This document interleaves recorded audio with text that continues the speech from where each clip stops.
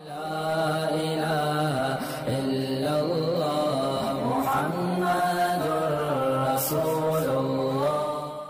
مجتبیٰ صاحب ڈنڈو سمرو سے سوال ہے ان کا، روزہ کھولنے کی دعا روزہ کھولنے کے بعد پڑھنی چاہیے یا پہلے پڑھنی چاہیے؟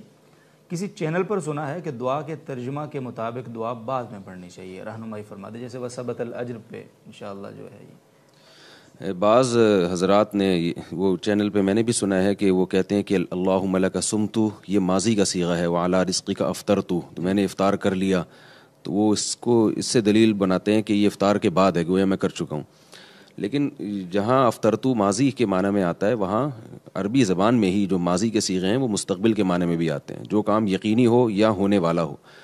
تو جو بھی محدثین ہیں یا فقہا ہیں، جہاں تک میں مطلع ہو سکا، تو وہ سب یعنی اس کا تذکرہ کرتے ہیں کہ دعا عند الافطار ہے، یعنی افطار کے وقت کی دعا ہے۔ تو اس سے جو متبادر ہوتا ہے معنی افطار کا وقت، وہ وہی ہوتا ہے کہ جب ہم افطار کرنے کے لیے بیٹھے ہوں اور بالکل افطار کرنے والے ہوں، متبادر ہوتا ہے۔ لیکن بہرحال یہ کوئی یقینی چیز نہیں ہے کہ اس پر جمود اختیار کیا جائے۔ اگر کسی کی ذاتی رائے یہ ہے کہ وہ کھانے کے بعد ہے تو اس قول کی بھی گنجائش ہے، لیکن جو متبادر ہو رہا ہے نا معنی، وہ متبادر یہی ہو رہا ہے جو محدثین یا فقہا ذکر کرتے ہیں کہ عند الافطار کا مطلب افطار کے وقت۔ البتہ جو دوسری دعا ہے کہ ذهب الظما وابتلت العروق وثبت الاجر انشاء اللہ تعالی، یہ دعا افطار کرنے کے بعد ہے، کیونکہ اس میں الفاظ ہیں کہ ذهب الظما، پیاس بھی چلی گئی اور رگیں بھی تر ہو گئیں، اور اجر اللہ کی طرف سے ثابت ہو گیا روزے کا۔ یہ جو میں نے ابھی مسئلہ بتایا اللہم لک صمت وعلی رزقک افطرت والی روایت ہے، یہ روایت سند کے لحاظ سے ضعیف ہے،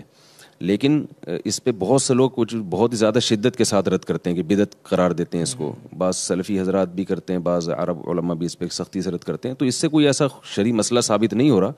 کہ جس کی بنیاد پر اس کو بدعت کہا جائے۔ اس میں تشدد والی رائے اختیار نہیں کرنی چاہیے۔ ایک دعا ہے، اللہ تعالیٰ کی رحمت سے ایک امید ہے، تو اس لیے ان چیزوں میں سند کی بہت زیادہ قوت کی ضرورت نہیں ہوتی، دعاؤں کا جو باب ہے یا ذکر اذکار کا جو باب ہے۔